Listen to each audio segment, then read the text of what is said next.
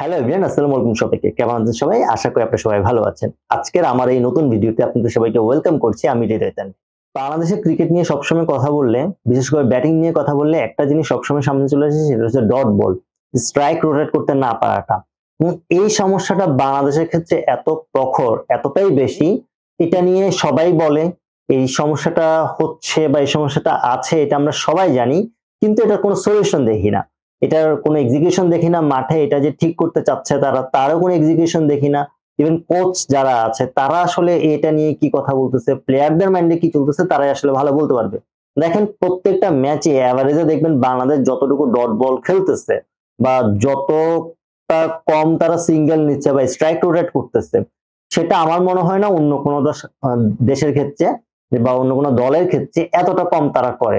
কারণ বাংলাদেশের কাছে দেখবেন ম্যাক্সিমাম ব্যাটসম্যানের টার্গেট থেকে আমি বাউন্ডারি মারবো, কিন্তু তারা স্ট্রাইক রোটেট করতে পারে না। একটা ম্যাচের ক্ষেত্রে, একটা খেলার ক্ষেত্রে ব্যাটিং টিমের যদি স্ট্রাইক রোটেশনটা ভালো হয়, তারা যদি প্রচুর সিঙ্গেলস ডাবলস নিতে পারে, তখন অপোনেন্ট প্রেসারে পড়বে। এটা স্বাভাবিক, কারণ আপনি যখন সিঙ্গেলস ডাবলস নিবেন, আপনার রান কিন্তু আগাচ্ছে, স্কোর বোর্ড কিন্তু রানিং অবস্থায় আছে। তো রান যখন এগিয়ে যাচ্ছে, তখন অপোনেন্ট স্বাভাবিকভাবে চিন্তা করবে আমরা যতই ভালো বল করি আমার তো রান চলে আসতেছে।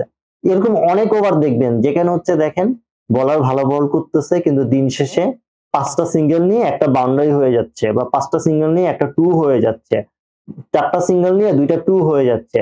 এরকম করে তাহলে দেখেন আপনি 7, 8, 10, 9 এই ধরনের রান যখন চলে আসবে ভালো বল করার পরও সিঙ্গেল নেওয়ার কারণে, তখন কিন্তু দেখা যায় বলার প্রেসারে পড়ে যায়, অপোনেন্ট প্রেসারে পড়ে যায়। তখন তাদের ফিল্ডিং চেঞ্জ করতে হয়, তাদের বোলিং চেঞ্জ করতে হয়, তাদের প্ল্যানিং চেঞ্জ করতে হয়। এই সুযোগটা কিন্তু ব্যাটিং টিমকে আসলে ক্রিয়েট করতে হয়, যে আমি অপোনেন্টকে কিভাবে ভুল করার ক্ষেত্রে আমি ইনফ্লুয়েন্স করব। এই জিনিসটা আসলে বাংলাদেশের প্লেয়াররা করতে পারে না।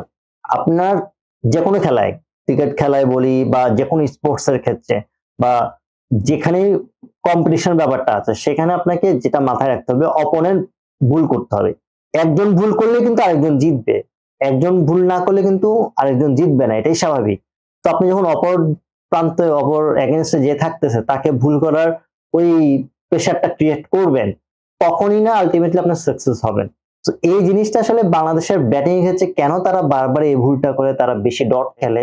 ডট একটা লিমিট আছে, আমি বল নষ্ট করতেছি সেটা একটা লিমিট আছে। বাংলাদেশের ক্ষেত্রে আনলিমিটেড, সেটা বাংলাদেশের ক্ষেত্রে আনলিমিটেড। এবং সেটা যদি আপনি স্ট্যাট দেখেন, দেখবেন যে এভারেজে বাংলাদেশ সবসময় 40 থেকে 50% বল নষ্ট করে ফেলে। এটা সবসময় বাংলাদেশ করে আসতেছে, যে কারণে আলটিমেটলি যেটা হয় যে বাংলাদেশ এরকম ক্লোজ ম্যাচ হারে বা আমরা ব্যাটিং এ খুব একটা ভালো করতে পারি না। আমাদের ব্যাটিং এর নিয়ে কিন্তু অনেক ধরনের প্রবলেম আছে, এবং ব্যাটিংটা আমাদের মূল কনসার্ন, যেটা নিয়ে আমরা সবসময় দুশ্চিন্তায় থাকি। এটা কিন্তু অন্যতম কারণ এই স্ট্রাইক রোটেশনটা। জানি না কেন এটা বাংলাদেশ ঠিক করতে পারে না, বাট এটা নিয়ে আসলেই কাজ করা উচিত বাংলাদেশের।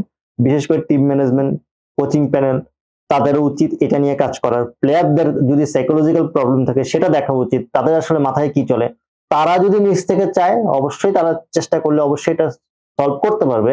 বাট এই ভুলটা যে তাদের অনেক বেশি হচ্ছে, এটার জন্য যে তারা বেশি বেশি ম্যাচ হারতেছে, তাদেরকে ওইটাকে ফিল করাতে হবে। এবং এটা আমরা যত তাড়াতাড়ি ঠিক করতে পারবো, তত তাড়াতাড়ি আমরা সাকসেস হবো। আদারওয়াইজ আমাদের এই ধরনের দেখবেন অনেক ক্লোজ ম্যাচ হবে, আমরা লো স্কোরিং ম্যাচগুলোতে আমরা হেরে যাব। আমরা দেখা যাবে এরকম 5 রান, 10 রান, 7 রান, 2 রান এই ধরনের ম্যাচে আমরা হেরে যাব। এটা আলটিমেটলি পরবর্তীতে যে দেখা যায় যে আমরা আসলে ওই স্ট্রাইক রোটেশনটা করতে পারতেছি না, দ্যাটস ওয়াই আমরা হারতেছি। তো এটা যত তাড়াতাড়ি ঠিক করা যায় তত তাড়াতাড়ি আমাদের জন্যই ভালো। আজ এই পর্যন্তই। এতক্ষণ পর্যন্ত সাথে থেকে ভিডিওটি সম্পূর্ণ দেখার জন্য ধন্যবাদ।